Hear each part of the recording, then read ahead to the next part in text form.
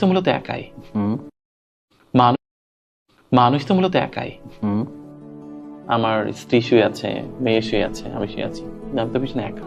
চোখ বন্ধ করেন, একটাও লাইট নেই, একটাও ক্যামেরা নেই, একটা মানুষও নেই, কবরের মতো লাগবে। চোখ বন্ধ করে দেখে চারপাশে অন্ধকার অন্ধকার, মানুষ একাই, সবাই একা। আপনার কেউ নেই প্রকৃত অর্থে, কারণ কেউ দিন শেষে ভাববে না আপনি কেমন আছেন, কেউ ভাববে না।